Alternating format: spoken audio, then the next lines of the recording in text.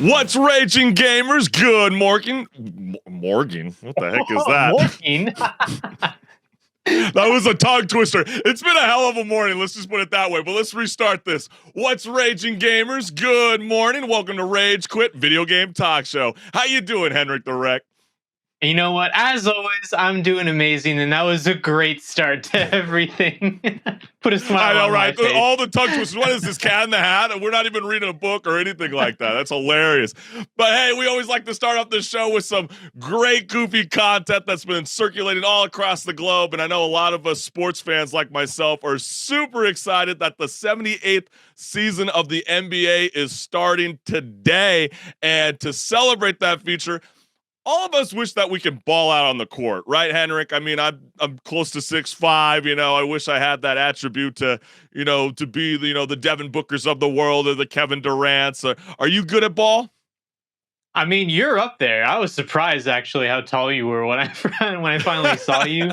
As you could see, I'm not that tall. I have had fun playing basketball, but I can't say I'm, great at it.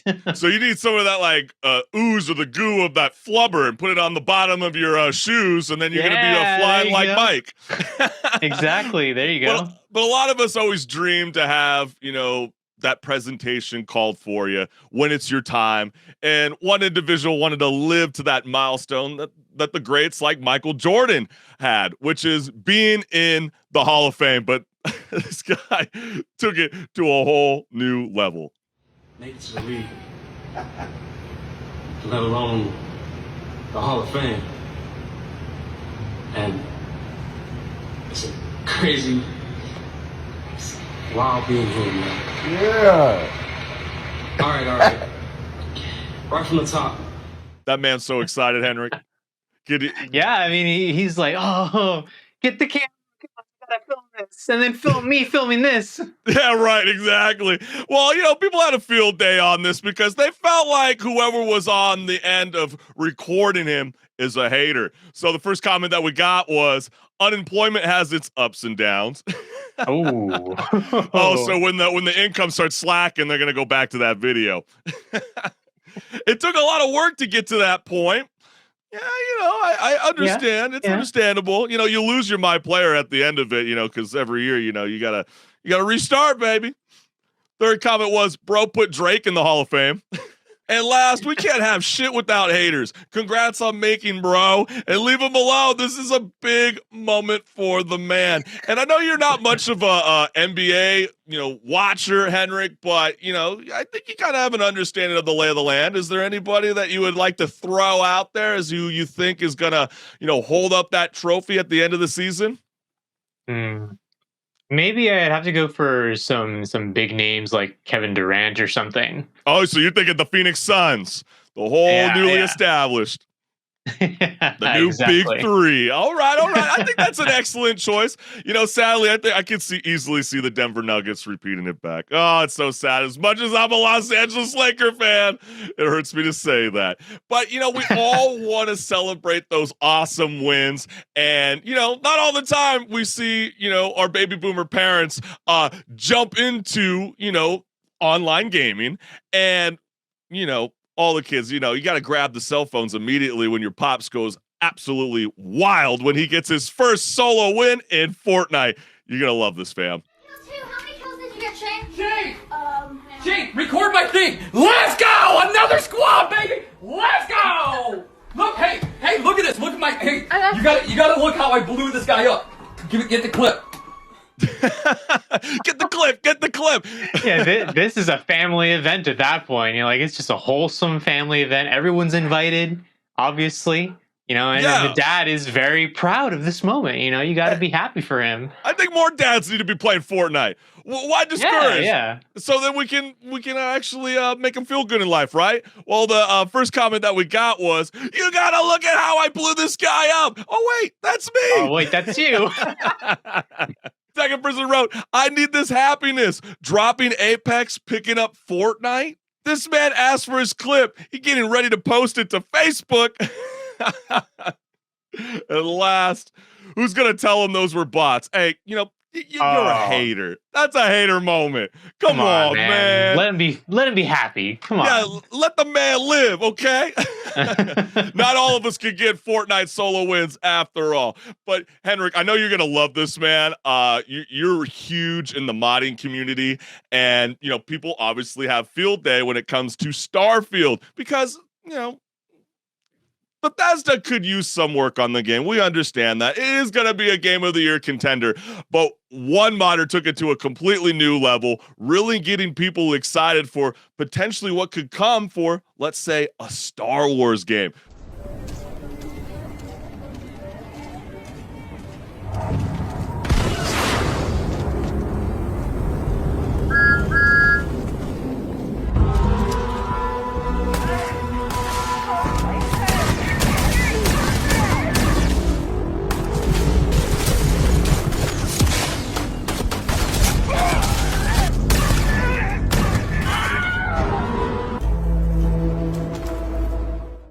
Yeah, they had to put in that Wilhelm scream at one point. I like how Thomas the Tank Engine is still being celebrated throughout the Bethesda, modding community. I like how they just made that what, a planet? What is that? A shooting star? I have no freaking idea.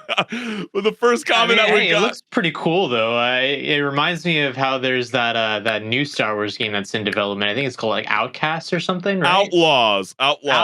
That's what it is. Yeah. It's gonna be a good one. But hey, PR Gaming giving a huge shout out to Thomas the Tank Engine for some reason. Wow, now it's at least a halfway decent game. Oh, that's harsh. That's harsh. I mean, I kind of set the tone like that too. Modders carrying Bethesda since always. And last, Spider-Man 2 did numbers right out the gate when it first launched, and it became the fastest selling PlayStation Studios game in history, which is remarkable. They sold over 2.5 million copies in 24 hours. Isn't that an incredible milestone, HenricK? Oh, absolutely. That's actually a milestone that some games never even reach. Exactly. And so let alone in such a short amount of time. And I understand it's like what people say about box office sales. That doesn't necessarily cater towards making them the number one contender for the Game of the Year.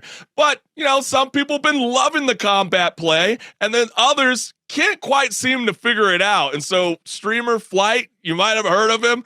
He's been playing Spider-Man, and he's been having a rough outing. I mean, just a hint. Just read what's on screen.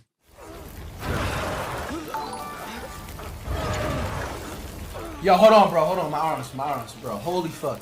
Bro. Why? Who put this in here, bro? This is a whole workout. Cause you gotta balance the left analog stick, whereas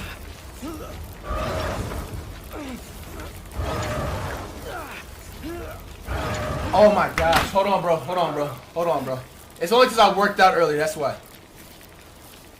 To give him some credit, reading is hard. Whenever I play games with my friends, at least one of us just fails to read whatever is important, and we just suffer as a result of that. You can't be slipping up like that, HenricK. Well, people had a field day on this video because after all, it's hilarious. And so the first comment that we got here is, bro might actually be a little slow. Yeah, it did feel that way for sure. Second comment was, if you told Flight to press R3, he'd press R1 and R2. And 1 + 2 is 3, right? Yeah, I mean, I guess we're being fair to him and just pull down.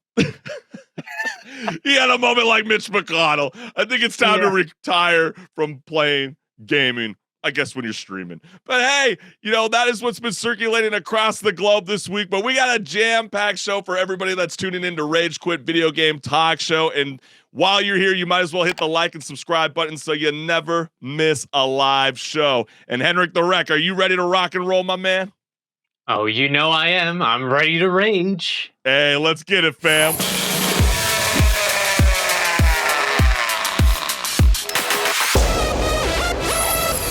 Hey everyone, this is Pause or Repeat. Here we figure out whether a game is really worth your time and money. Today's game is Lies of P.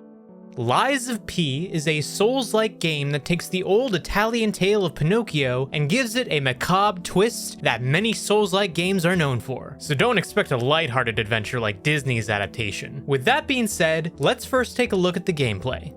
The gameplay of Lies of P is going to be familiar to those who have played the likes of From Software's Bloodborne and Dark Souls. The gameplay consists of fending off various enemies and bosses throughout the storyline and using weapons and abilities along the way. Lies of P takes so many cues from Software's games that even the interface is similar. But that ends up being a strength, because the gameplay is refined enough already by those games. All this game has to do as a result is keep the player engaged with the combat. Between the crafting system for changing up your weapons to the bosses, this game does a good job of keeping you on your toes and wanting to experiment with what works best. The difficulty may spike up at times, but that is to be expected from this genre of game. But you might be wondering how the story is. As was stated before, this game is based loosely on the story of Pinocchio. You are playing as Pinocchio himself, a puppet made by Geppetto. Geppetto is known as an inventor that has ushered in a new era of automation. Using his puppet inventions, the city of Krat starts to implement puppets into workplaces and homes. However, an event called the Puppet Frenzy causes the puppets to turn violent, murdering their owners. To make matters worse, those who didn't die were now also subject to the petrification disease, a disease spread by the energy source of the puppets. Finally, a mysterious blue butterfly that goes by the name of Sophia gives life to Pinocchio, subsequently also giving him free will, something the other automatons did not have. From there, you are sent to stop the automatons and bring back order to the chaos in the city of Krat. Along the way, you are given choices to tell the truth or lie, and your choices will determine the ending that you are given. But now the question still stands. Pause or repeat? The Bloodborne PC port looks amazing. I mean, sorry, you would start it off like that. You know, it's funny that you thought that, because I thought the same thing. Bloodborne and Dark Souls. Yeah, no, I mean, it's actually really uncanny how similar it is looking to Bloodborne. I mean, I've never gotten the chance to play Bloodborne because it's a PlayStation exclusive that has never come to PC, and I would like to play it on PC at some point. But this is as close as I can get, pretty much. And regardless of it copying Bloodborne, you could say, it actually does a really good job of copying it and trying to replicate a From Software game. And I'd say it actually even implements some things that a game like Bloodborne could actually benefit from. Things like that crafting system where you can take handles or the actual weapon part of a weapon and put them together and make something brand new to even experiment with. Like, that actually makes this game really fun to just hop in, say, hey, I want to try putting a chainsaw blade on my rapier, and see if anything happens from that. And I had a great time playing it as a result of that. I would say, I don't know how it is compared to Bloodborne. I'm sure, pretty similar in terms of you're not gameplay. Missing out. You're not missing out. Yeah, everybody, exactly. I can't stand Dark Souls and Bloodborne games. I'm sorry. I'm just one of those kind of guys. So I'm going to just say it right out of the way. This is a definite pause for me. I'm not a big fan of these kind of style of games. I think like when you play these frustrating combat mechanics, these unbalanced battles, and I hate the dodge mechanics that come with these kind of style of games. They're frustrating, but the dialogue and cutscenes are so intriguing because when you turn a classic children's stories into adult video games, yeah, you're going to be enticed to want to play it. So that's the real major knock that I have. Why do people like playing these style of games? I never understood it. I mean, do you really want your blood boiling? If you want your blood boiling, you're going to be playing Lies of P. Chris, you know what's coming right now. You know. Okay.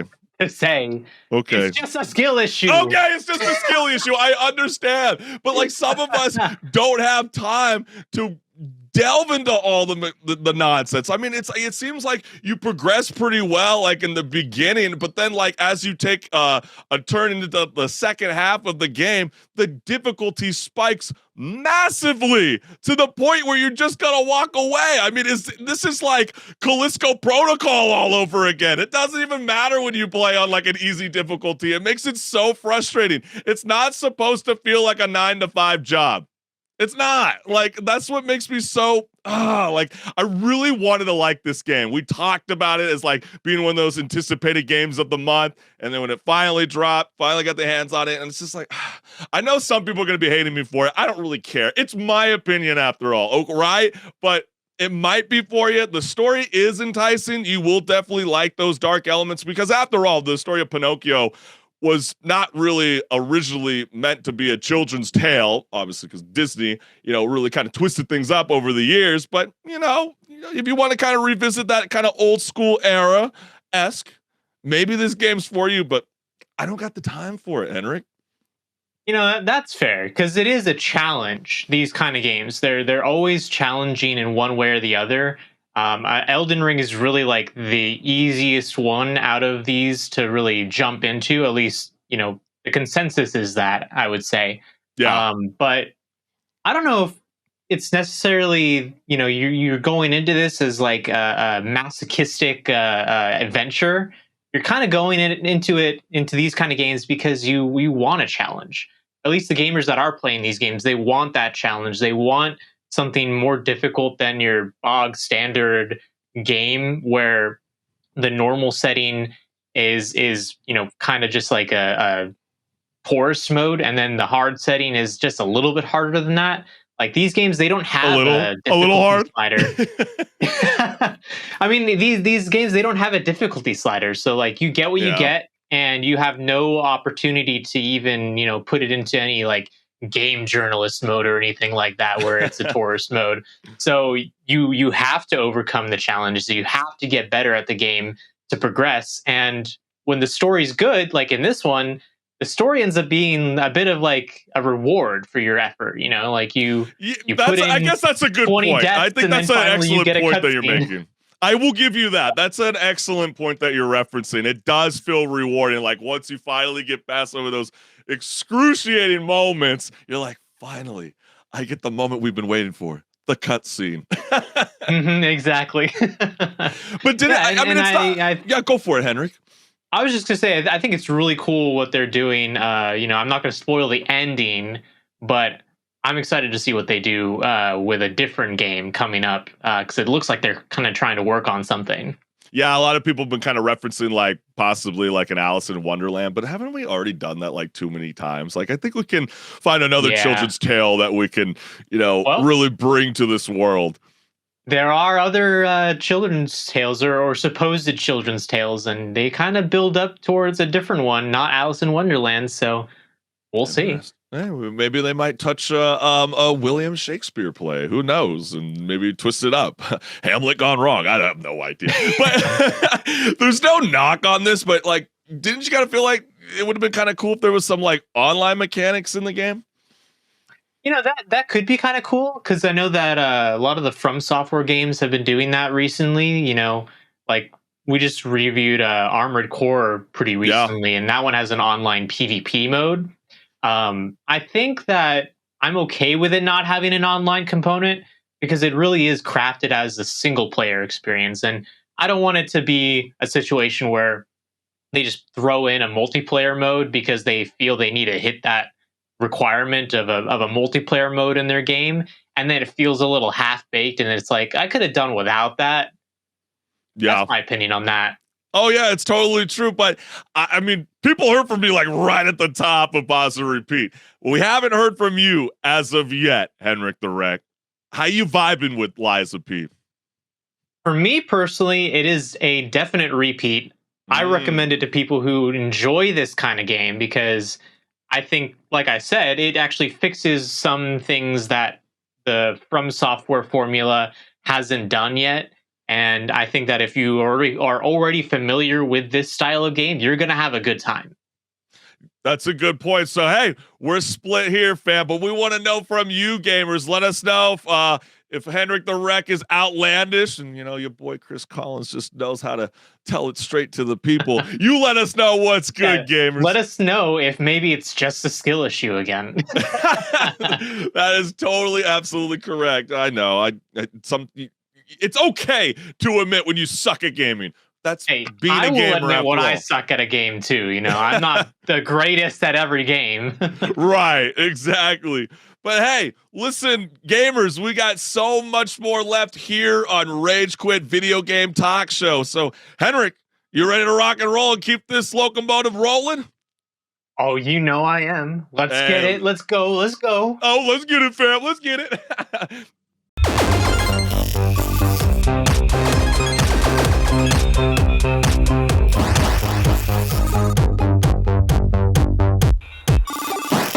What's good, gamers? Welcome to Patch Notes, where my co-host HenricK and I discuss gaming news, industry talk, and so much more. Let's get it. Twitch will now let its creators simultaneously stream across any live streaming service, the company announced at this year's TwitchCon. With this announcement, it didn't stop TwitchCon, though, from kicking out those with, like, prominent streamer Adin Ross after entering the venue with Kick apparel. So why are you okay with simultaneously streaming, but then somebody that's wearing a Kick apparel gets kicked out? Well, hey, if you haven't seen the video, let's go ahead and check it out. Can you tell me what I did? Just don't touch me real quick. No, hey, let's go. We don't need to do shit. Come on, we're out of here, bro. We're gonna leave, because they got cops there, bro. I'm not gonna let you get. We can talk to them, bro. You got pulled Can you just tell me what I did? That's all I want to know what I did. Twitch code of conduct. What is it, though? I'm just curious. What's the code of conduct? You will have to figure that out. But you can't tell me. No. Figure it out. You guys have violated. I'm just curious what I did, though. That's all I want to know what I did. You said there's a bunch of TOS. Well, you violated Twitch code of conduct. Which is what, though? It's in the name. They're wearing a shirt that says kick. They're, of course, going to kick it out. And literally got kicked out of the venue. That's funny, HenricK. Because I know, obviously, Adin Ross got in a lot of trouble for using a lot of racial slurs. He just recently did it again with Chief Keef up on stage. He was streaming on Kick, and he was saying the N-word. Clearly, that man ain't a person of color. But, it's not okay. But, also at the same time, if you're going to be celebrating the new feature of, like, you're going to be able to simultaneously stream on all platforms, people that weren't associated with Adin Ross that were wearing Kick apparel at TwitchCon were kicked out. And then some of them were indefinitely banned, which is crazy. And this news comes on the heels of Twitch bleeding big name talent.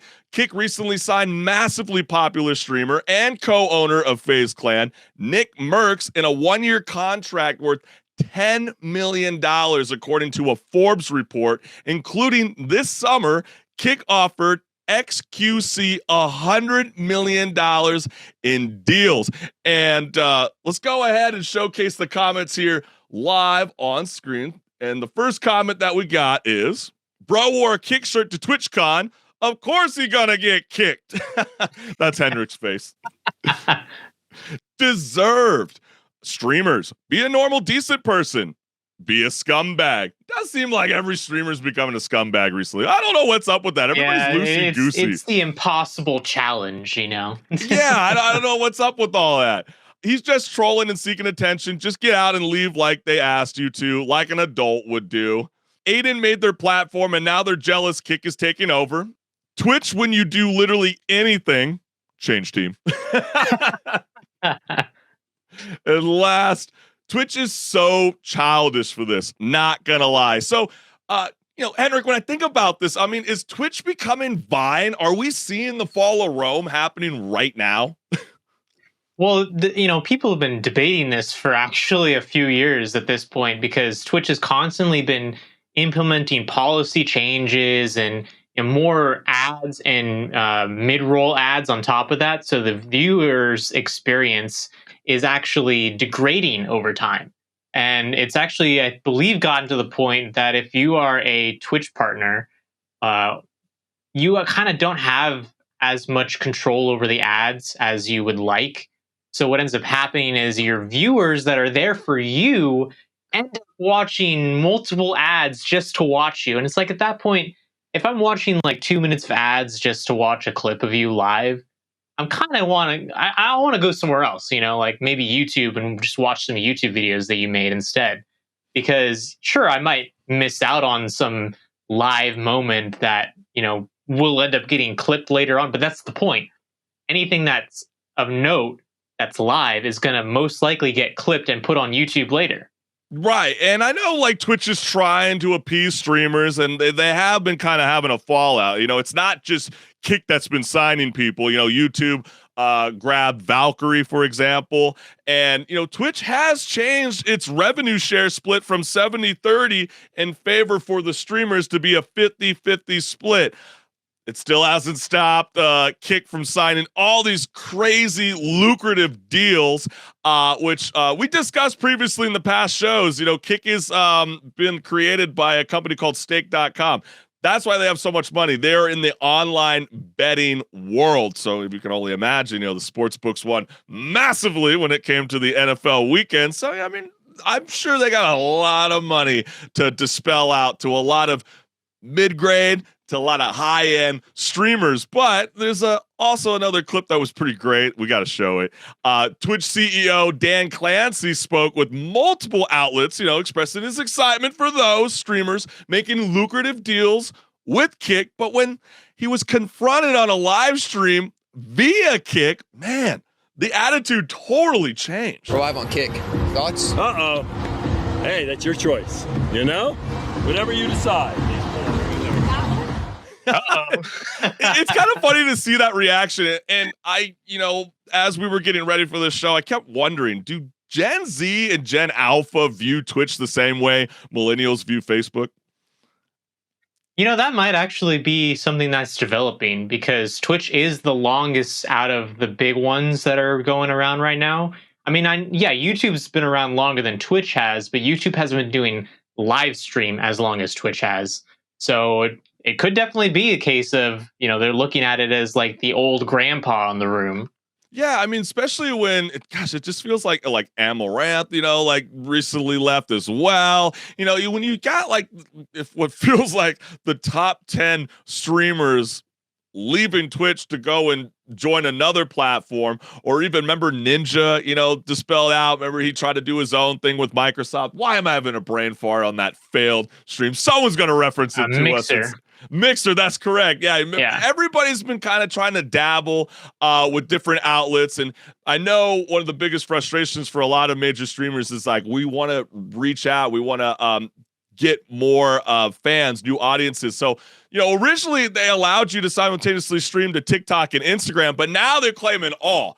But if they want to change the attitude of streamers and they want to kind of convince people like myself to, support Twitch. Right now we're streaming on Twitch, but this is such a crazy, outlandish move. It's not a good look, considering that, I don't know about you, HenricK, but I've heard nothing but terrible things about TwitchCon this year. A lot of the comments that you scroll down the feed of X/Twitter, you're going to see so much negativity. People are going, gosh, this is cringy. This is being missed out. Or you're just seeing people getting kicked out because they're wearing certain merch gear that doesn't align with the venue. How stupid is that? Yeah, the things that are trending about TwitchCon this year are definitely the negative things. I've seen plenty of good things as well from what's the creators that I follow. Oh, your creators. Okay, I was going to say, I was like, at the TwitchCon? Yeah. I'm like, what are the... No, yeah, the only thing that I saw was my good friend Erica Harlacker. She had a moment on stage where someone proposed, while she was in character, and I was like, okay, cool. But other than that, this is TwitchCon. We're supposed to be celebrating content creators and fans getting together. I do have to say, all the positive things I've seen from the creators have been, it was such a great time to see other creators and hang out with fans. And it's at that point, it was just a meetup. The actual convention had nothing to do with you having a great time. It was the people that were there more than anything else. It's so true. But hey, you guys let us know. Is Twitch falling off? Is Kick going to be the future of streaming? We'll have to see what's good. But hey, HenricK, what's going on? Because I know there's been some pretty wacky PR stunts in the last week. So break it down for all of us. Yeah, there has definitely been some interesting moves from the marketing departments. But, hey, maybe this is the move for them to get the attention of people. But so one day after Xbox took over the Las Vegas Sphere, which is that big advertisement space that they have in Las Vegas, PlayStation decided to show up and close it out by taking a look at Peter Parker and Miles Morales as Spider-Man, including Venom. followed by a shot of the cover art for Spider-Man. But wasn't 2. it kind of funny though to see that like they did this one day after Xbox just put their massive logo on it, and then they totally one up them with this like really cool video. We have a short clip of it to give you guys an idea about what the Vegas Sphere ad was for Spider-Man 2.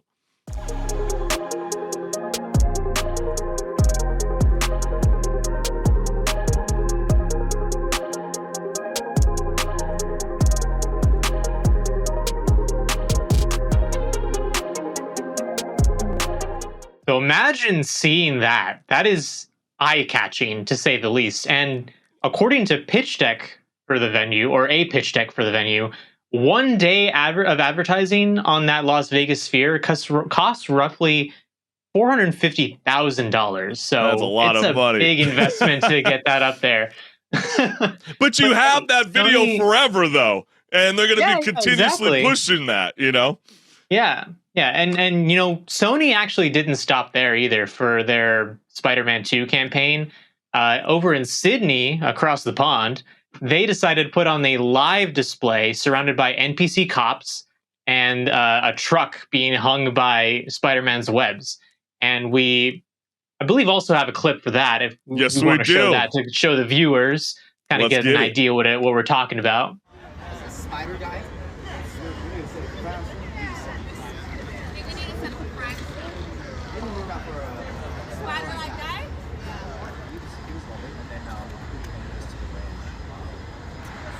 I thought it was illegal to impersonate a cop. You know, you see that, and I was like, okay, I thought it was cool, different, right?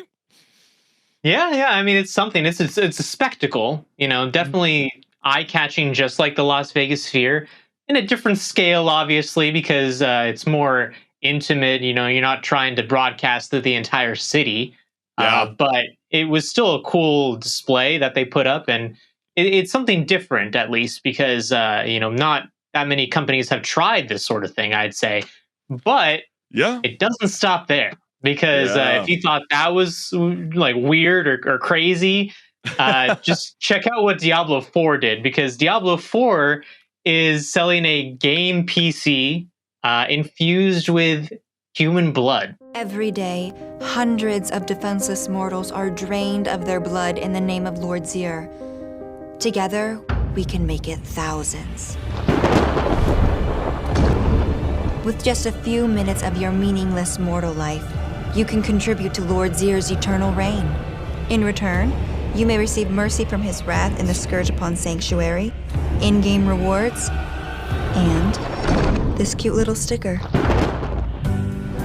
Visit www.diablobloodharvest.com.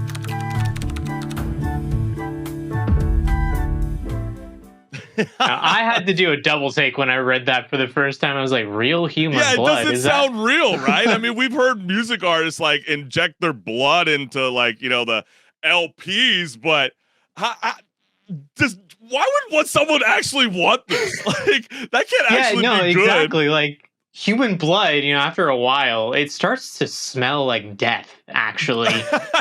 That's a good point. It's going to be real stinky in there. It's going to bring gnats, and I don't know about where people have been living across the world, but here in Southern California, we got a lot of ankle biters, and the last thing I need is some like icky ooey goo smell or whatever attracting more gnats in my life, because they're aliens after all. Bugs are aliens. If they're going to be festering and pestering you, that's a definition to me as an alien. Okay, but moving on. Yeah, you better hope that this PC, because it's liquid cooled, never actually leaks for you, because you're going to have a messy time at that point. Oh, that's a good point, HenricK. And I know Blizzard is raffling the gaming PC as part of a community-wide blood drive. They're seeking 666 quarts by next month, which would require standard 1 pint donations from 1,332 players, assuming no repeat entries. And there is a in-game reward for those who participate. So Diablo, at Diablo on X says, these in-game rewards will be unlocked for all players as we progress towards our donation goal. Once we receive 666 quarts of blood from willing sacrifices, we'll unlock a sweepstakes to win a blood-infused cooling computer. So as you can see, 33%, 66%, and 100% of the way, all gamers, even if you didn't donate blood, you will receive this. So I guess that was kind of cool. And as HenricK the Wreck and I do with Rage Quit Video Game Talk Show, we squandered the internet and we wanted to hear from you gamers about these wonky but maybe cool advertising moves. And the very first one that we got here was Dom the Bomb thinks it's beautiful. He loved that Vegas sphere. He thought that was so freaking badass. Second one that we got is, can you imagine being high as a kite after a night out and waking up to see Venom through your hotel window? I'd lose it. Yeah, I cannot wait to see that in person. That is so freaking cool. This has to be one of Mysterio's tricks again. Very clever. Very, very clever. I thought that was really cool. It would definitely be in character for him. Exactly. Okay, but low-key, who wants a liquid PC infused with actual human blood? I get the theme and the rewards are cool, but seriously? More blood for us. That's a smart campaign. Blood is always needed, and donating right at a clinic cuts out potentially shady organizations, which in some countries sell it to hospitals at a premium.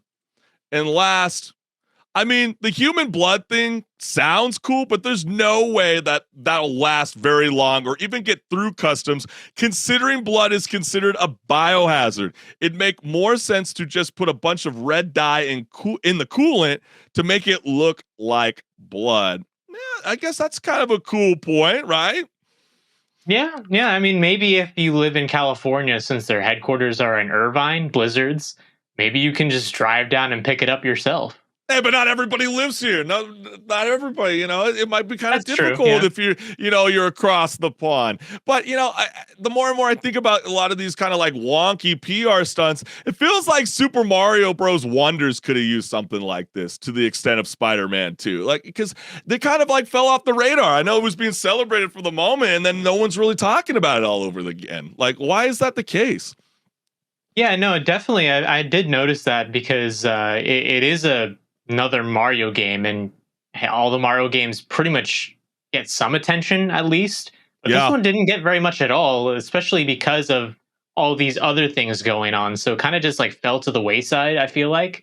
Yeah, and that is a shame because I haven't played it yet, but everything I've seen of the game is that it's actually really fun. I mean, especially for a Mario game, it actually tries to change things up a bit.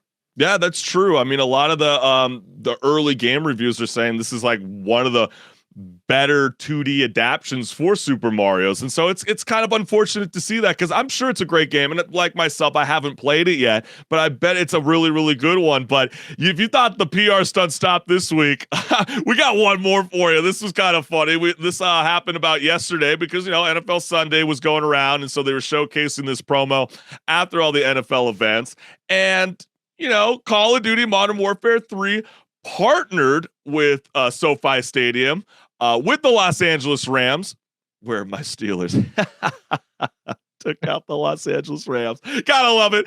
But they decided to do a weird promo like, the movie creator did, but I don't know which one worked out better. You, the gamers, you let us know what's good.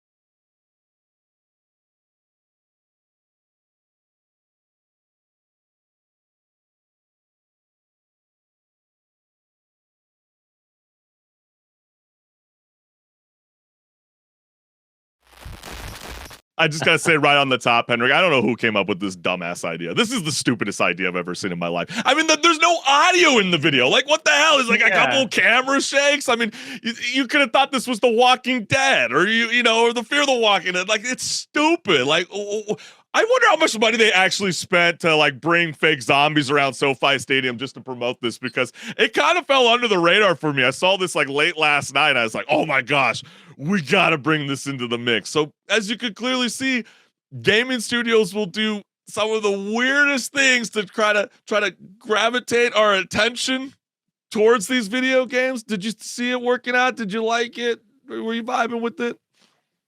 I mean, especially for that last one, they probably spent way too much money on that.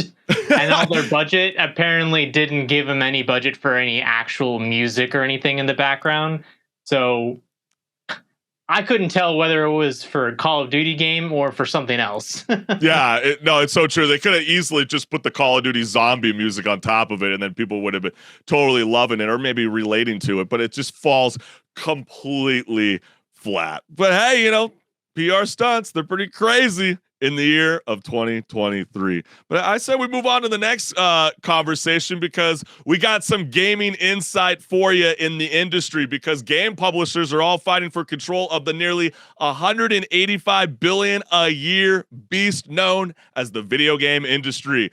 Publicly listed gaming companies are sitting on 45 billion pile of cash and cash equivalents, which is insane. We got a chart here for everybody just to kind of spell out what the hell is going on. So the video game player base continues to increase, with the worldwide player base of 3.381 million today, according to Convoy. So you see some of these major names like Activision, Nintendo, Electronic Arts, Namco. The list goes on and on and on. I mean, it's incredible to see that they got 45 billion in cash, but then you look at the tech companies with gaming divisions having over $229 billion. That's insane. And we don't see it there, but because obviously they're not a tech company, but Disney has been kind of there's reports out there that they've been kind of dabbling about the concept of potentially getting a new IP. But before we even kind of jump into that, HenricK, will we see new IP be released, or will the bidding war continue with AAA studios buying out studio companies? I could definitely see it being that a lot of these companies are going to start to buy studios. Like, I know that Apple really is wanting to get into the gaming space right now. So they're the company that I'm keeping my eye on currently, because I can definitely imagine that right now, as we speak, they are in talks to acquire some studios so that they can actually get games on their platform, because they haven't really been known as a gaming platform for a long time at this point. And they need that. They really need games to come to their platform. And the easiest way to do that, especially for a company like Apple that has so much money, is for them to just acquire them. Like, okay, well, you don't want to make a game for our platform? We're going to buy you, so you have to make a game for our platform. Yeah, exactly. And they're trying to showcase that to these AA and AAA gaming studio companies to be like, hey, listen, look, we're releasing our first prototype iPhone 15 Pro. Yeah, there's been a few bugs like every phone that first drops, on the first couple of weeks to come. But Disney also has kind of been,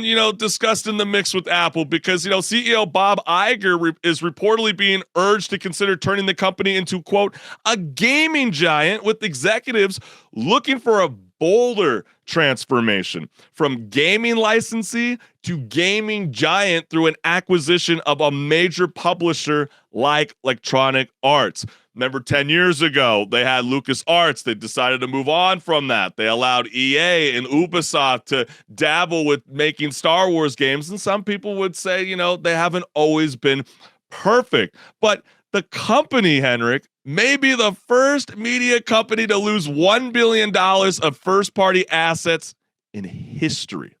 So some people feel like they need to make a change now. They got shows like Echo, right? They got the new Marvel movie coming out on the horizon. By the way, it's supposed to be the shortest Marvel film to date, that's strange.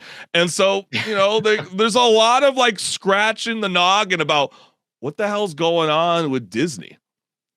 Yeah, they're kind of in a weird spot, especially because of the spot that they're in right now with Marvel Studios, where I feel like the consensus right now is that unless you're a really, really diehard fan of the Marvel movies, you're probably not going to see every single one. And when a movie comes out for your favorite comic book character, all of a sudden you go to watch it and you realize you missed out because you didn't watch the TV series, you didn't watch the other TV series, you didn't watch the 2 movies, and now you got a soiled experience as a result of that for your favorite comic book character. Yeah, but I just feel like it would be so beneficial for Disney to actually acquire, AAA studio companies, because it would really benefit to see some of their, like The Mandalorian, for example. We joked at it at the top of the show with the modders bringing The Mandalorian into Starfield. That alone got me so excited. Could you imagine playing a Mandalorian game with Pedro Pascal voicing the character and you get to play as him? It'd be really cool, especially if they even just did something as simple as took the Jedi Fallen Order formula and then decided to put another character in it, like the Mandalorian instead. Ahsoka, Yeah, exactly. That'd be really cool. There's so much potential, but there's also a research group called Omida that estimates that cloud gaming, which HenricK is suggesting that they could potentially, Apple's going to get into the game and Netflix, because we see Amazon and Microsoft doing their thing, including Nvidia, which is a computer manufacturing company, which is quite a trip. So cloud gaming is becoming more prevalent. But Omida says that the estimates that cloud gaming, such as Xbox Game Pass Ultimate and PlayStation Plus Premium, will generate $3.2 billion in 2023, making up just 2% of total consumer spending on games. That might not sound great, especially since a lot of people have been like, Chris, I've been hearing you've been saying cloud gaming is going to take over. It's going to take over. Yes, give it time, fam. They're in the early development. And Ubisoft CEO agrees with what I'm stating. He reckons that cloud gaming will see a Netflix-like rise in users over the next decade, and bets that Microsoft cloud deal will revive its fortunes. Do you see that happening, HenricK? I mean, we did showcase, some of those biggest tech firms out there: Amazon, Microsoft, Google, Apple, Meta, Netflix, China's Tencent, so, Japan's Sony. I mean, the possibilities are endless, I believe, with cloud gaming, but it can make, gaming more pricey, right? It's true, but it really is going to take, probably close to 10 years for it to really get adoption from a widespread audience, because of the fact that you not only have to build out these services, but you have to build out the internet infrastructure worldwide and nationwide, especially, in order to actually entice people to want to play games off of the internet and not off of their actual device, because there's always the worry of latency issues at that point. Yeah. Very, very excellent point. So that is the gaming news industry report that we have going into the fall time. So yeah, it's quite a trip. There's a lot of money, and I believe there's going to be a lot of new IP coming out next year because of the unloaded cash that they have. But HenricK, I think it's kind of crazy how we kind of discussed this a little bit during the summertime, but these auto manufacturer companies, they're really trying to get into the video game space with their cars. Break it down. What's going on? Yeah, so I don't know about you, but I can't afford one of those really fancy like Teslas or BMWs or Mercedes, but regardless, we're going to talk about Mercedes today that actually is doing something in relation to gaming, where when you're in highway traffic going under 40 miles an hour, Mercedes has this new feature called Drive Pilot, which can take over operating the gas, brakes, and steering, help you move along with the flow of traffic without you even having to pay attention to the actual car doing everything for you, which is something interesting because even on a Tesla, you do have to hold the steering wheel periodically, even if you have the autopilot engaged. So they're saying you can take it a step further. You don't even have to look at the traffic in front of you. We got you, fam. But or do they? Or do they? Do you want to really trust that? Is the question. But Mercedes even supplies games at that point that you can play in the center touchscreen, while your car is in traffic and driving itself. And we do have a video showcasing a bit of this to kind of give you a better idea. For some reason, they don't have a video clip of like actually showcasing the video game as of yet, but I can't imagine it being any better than what the BMW introduced or what Tesla has with Steam. But we will give you a sense of what this new Drive Pilot system's like, and it's quite a trip, gamers. So the final big question about Mercedes Drive Pilot, how much is it going to cost? Well, right now it's only available on the EQS sedan and the S-Class sedan, which are basically Mercedes' two top-tier sedans. So they're going to be pretty expensive to start, but interestingly, there's actually no additional charge for the hardware that goes into these cars to make that happen. LiDAR sensors aren't cheap, but Mercedes-Benz is not charging anything extra for the hardware. But you will have to pay for the software to the tune of $2,500 for the first year. How crazy is that to see that the hardware is already inside the car and they're not just going to give it to you? Go on, HenricK. No, yeah, that's actually what Tesla does too. Like they give you the hardware. They already put it in the car, but for you to actually use the hardware, you have to pay them either monthly or yearly in order to actually unlock the access to it. And I believe from what I've read, it's kind of a way of them subsidizing the cost of the hardware so that, everyone pays the same amount for their car. And then the people who do want to pay for basically everyone at this point, by paying yearly, they're giving the company a little bit more money so that they can keep the cost of the car down a little bit lower as a baseline. At least that's what I heard as like the economics behind it. But when I look at that, I'm like, you know what? That doesn't make sense. If I pay for something in the car, I want to have access to it. Yeah, that's crazy. But now they're only putting it in their highest end sedans. Their two most expensive sedan models. Yeah, their S-Class and their EQS sedan, which the S-Class starts at $114,000 and $500,000, and the EQS starts at about $10,000 less than that. So, just pretty expensive cars.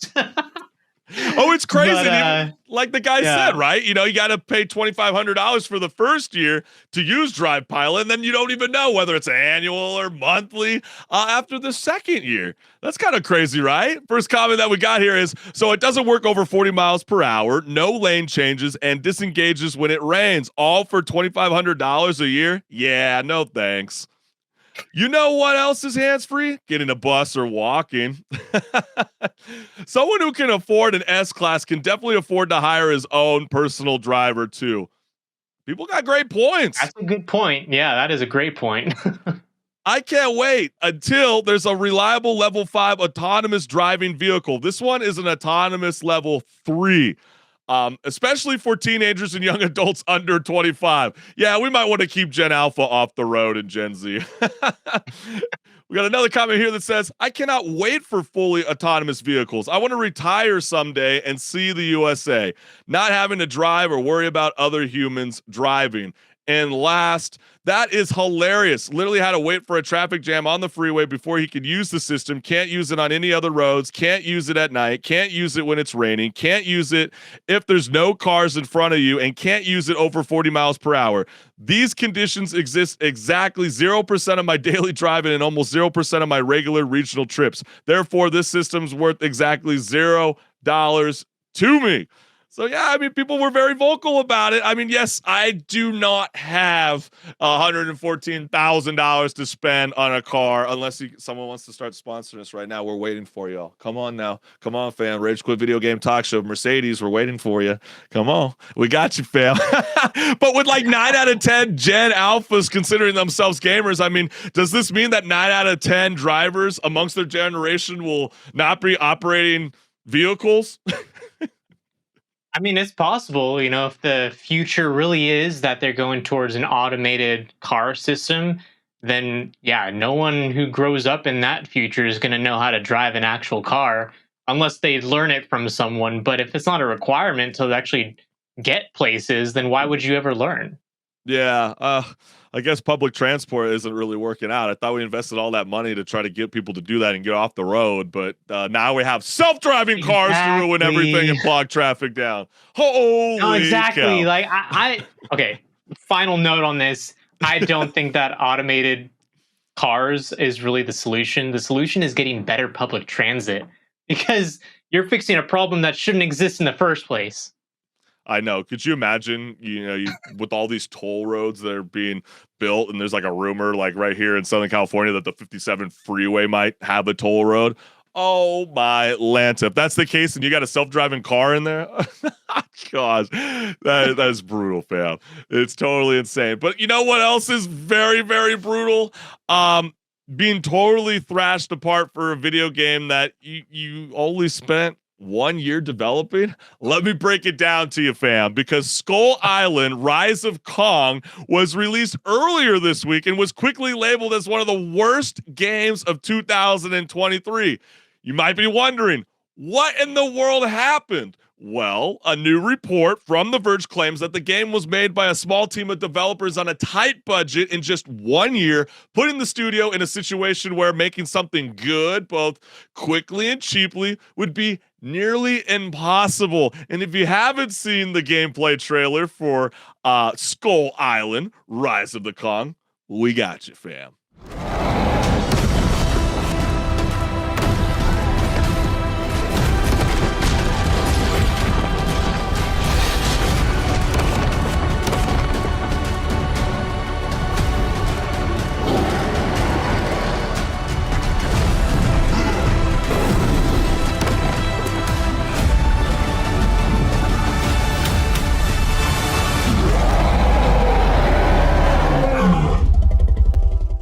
They somehow made a game that is worse than Gollum, which is insane. That is a feat in itself.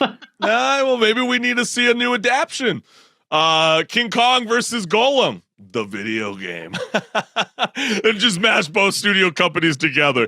Maybe the whole gaming community will get behind it. Because, I mean, after all, I've seen some pretty wonky stuff that's been circulated, like a dinosaur game with samurai swords. I mean, the potential is there, right? It is. Yeah, the potential is. Right? But developers from Iguana B, a small indie studio based in Santiago, Chile, spoke anonymously with The Verge and explained that Skull Island's publisher, Game Mill, gave the team only 1 year to develop the game from scratch, and the comments were active. The very first one that we got here is, I'm amazed they thought it was okay to make a King Kong game and scale the entire world so that he's smaller than everything. Yeah, I thought that was funny. It's like, how is there a crab bigger than King Kong? Yeah.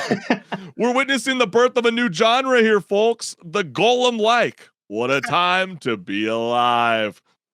The fact this game looks worse than the 2005 version is mind-blowing. I was out on the PS2, fam. Yeah. This would have been the perfect game to play after the original 1933 King Kong theatrical release. Oh, it would have been amazing back then. Actually, you would probably have been accused of some scientific witchcraft or something. The second one we got here is, how in the hell did this studio get their hands on such a huge property? We're all wondering the same thing. Yeah. And last, props to the developers for making cutscenes that rival the facial animations of Bethesda games. Man, people will never let that go. So as you can clearly see, crunch periods are a very real thing inside the video game industry. We kind of heard that a little bit when it came to the film industry as well, with the new Spider-Man 2 animation, where I guess there was a lot of crunch period. And for people that have no idea what crunch period is, essentially what it does is it's like they're making you work overtime. It's totally insane. And I know one anonymous developer said, quote, the crunch was really set in motion in February for Skull Island Rise of the Kong, and I was on automatic pilot by the end of February because all hope was lost. And the wild part is, a 2019 survey from the International Game Developers Association reported that 40% of developers worked crunch time in the previous year for at least 20 extra hours above their standard 40-hour work week, with only 8% of those receiving additional compensation for those hours. And HenricK, just to kind of break it down, it's not just, double A or single A, whatever you want to call Iguana B, but, former artists have spoken out against Activision. They told the Jacobian that coworkers suffered a heart attack at his desk for these brutal crunch periods. There was also another story that broke out that people were vomiting in their trash cans at their desk because they didn't feel like they could miss, the crunch. And also they reported that a game developer once worked for a middle market AA company, which he didn't want to dispel because he felt like he was going to get busted because it's such a small core of people that work for this certain studio. But he said he once crunched 70 hours a week for a total of 6 months. And he said this, HenricK. He added, quote, "Nothing like those multi-year death marches that people at Naughty Dog or Blizzard would have to do." That's crazy. And it definitely is something that happens at every scale of the industry, unfortunately. I mean, we see it constantly. It's not just this game, it's a lot of games, actually. Probably the majority of games that have come out this year, even the good ones, not even just the bad ones, the good ones as well, have had crunch time. And in the good ones case, yeah, sure, they did put out a good product, but really at what cost? Because now you got a bunch of workers that, maybe they feel rewarded at the end of it for having put out this game in a really good way. But they went through, honestly, hell to get to that point. Yeah, hell and high waters, man. It's just insane to think that like these kind of conditions continue to be leaked out throughout the years, and potentially there might be a change. We do know that there's like 4 CEOs in the gaming industry that are moving on. You can think of Bobby from Activision, Peter Hines.